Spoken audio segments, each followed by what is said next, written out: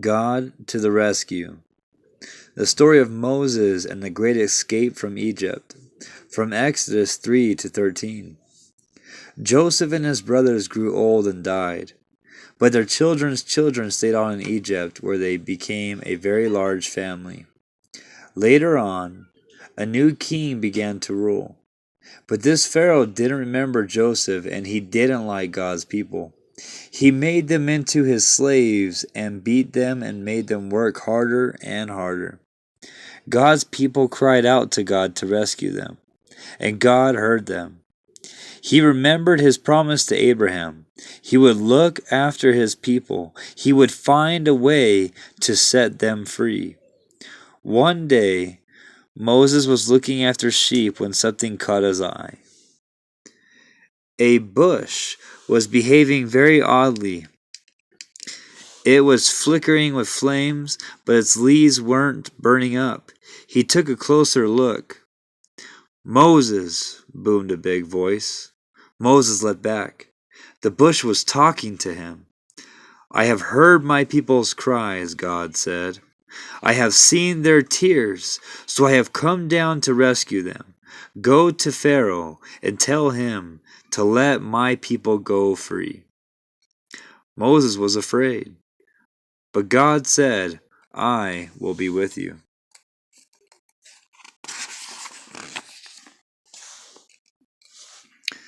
Then Moses went to Pharaoh.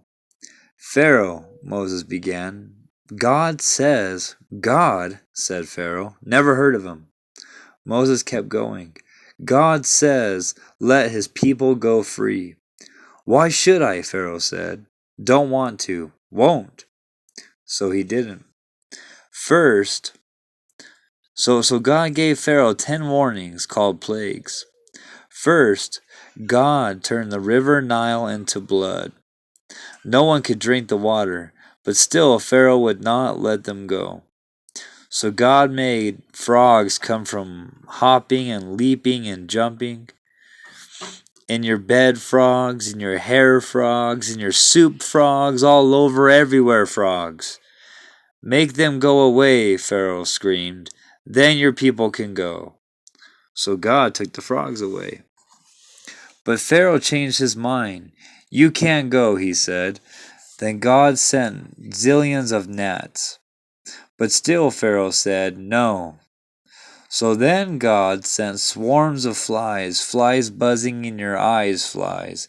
And after that, sickness, and horrible boils, a huge hailstones, and a storm of locusts, then darkness when it should have been day, until it seemed that the whole world, creation and everything, was coming undone, falling back into darkness and emptiness and nothingness.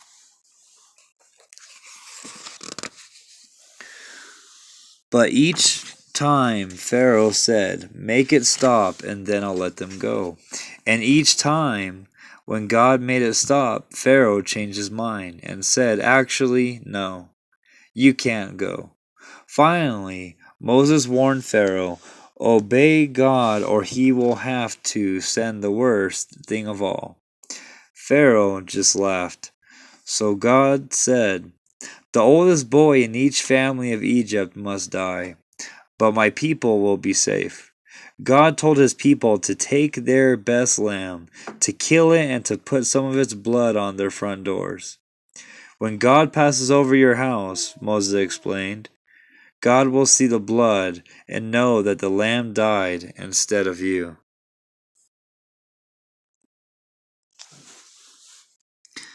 That night, it was just as God had said. Suddenly, piercing the darkness, echoing down the corridors of the palace, came a blood-curdling scream. Pharaoh's oldest son had died. At last, Pharaoh did what God said. "Get out," Pharaoh said. "Just go."